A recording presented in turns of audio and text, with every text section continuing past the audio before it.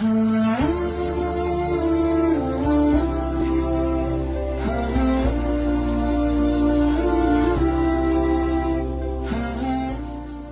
அலைக்கும் வரஹ்மத்துல்லாஹி வபரகாத்துஹு.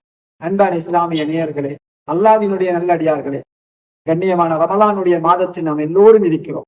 இந்த ரமலானுடைய மாதத்தில் அல்லாஹ் இந்த ரமலானை, இந்த இரவு நேர வணக்கங்களினுடைய ஹதீஸ்களை நபி ஸல்லல்லாஹு அலைஹி வஸல்லம் அவர்கள் சொல்லும்போது சொன்னார்கள், மன் ஸாம ரமலானன் ஈமானன் வஹ்திஸாபன், யார் இந்த ரமலானுடைய மாதத்தில் அல்லாஹ்விடத்தில் ஆதரவு வைத்து, நன்மையை ஆதரவு வைத்து யார் நோன்பு நோட்பார்களோ, எல்லா இபாதத்துகளும் அல்லாஹ்வுடைய தூதர் சொன்னார்கள், அல்லாஹ்விடம் ஆதரவு வைக்கப்படுகிறது.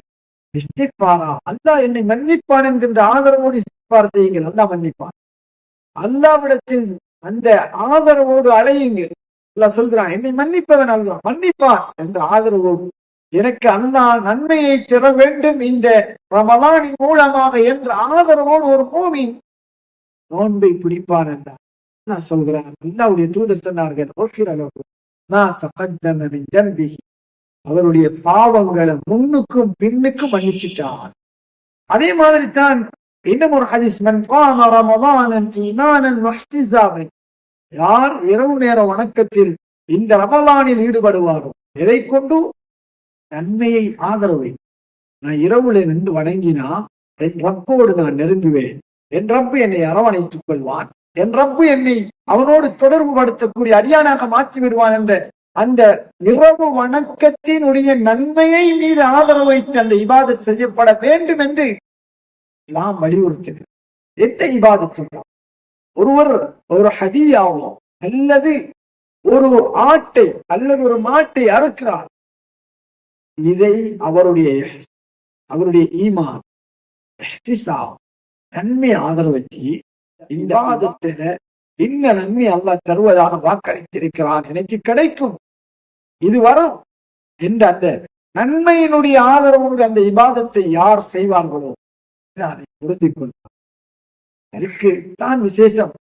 அந்த நன்மையை ஆதரவு எல்லோரும் செய்கிறார்கள் என்பதற்காக அந்த பக்கத்து வீட்டிலே ஆடறுக்கப்பட்டது, நான் மாடொன்று அறுத்து கொடுக்க வேண்டும் என்று இரட்டிக்கு போட்டிக்கு செய்வது இபாதத் அல்ல.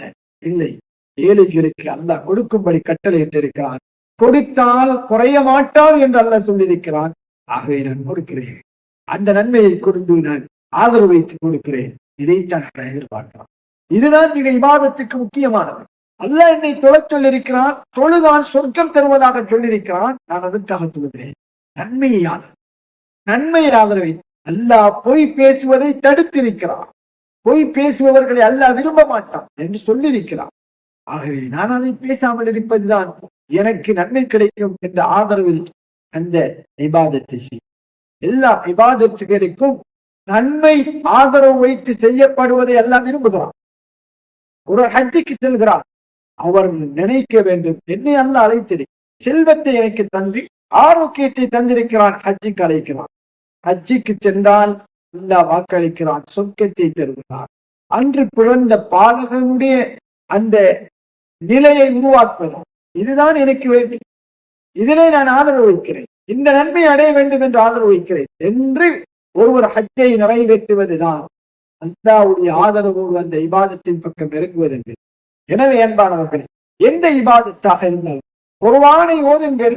ரமலானுடைய மாதத்தில் குர்ஆனை ஓதினால் என்ன நன்மை என்பதை விளங்கி ஓதும்போது அல்லாஹ் அந்த நன்மையை தருகிறார்.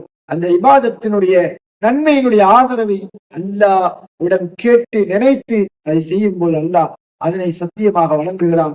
எனவே நாம் அல்லாஹ்வுடைய இபாதத்துகளை செய்யும் போது நன்மையை ஆதரவைத்து செய்வோம். அல்லாஹ் நம் அனைவரையும் நம்முடைய இபாதத்துகளை நன்மையை ஆதரவு வைத்து செய்யப்படும் இபாதத்துகளாக ஆக்குவானாக. அஸ்ஸலாமு அலைக்கும் வரஹ்மத்துல்லாஹி வபரகாத்துஹு.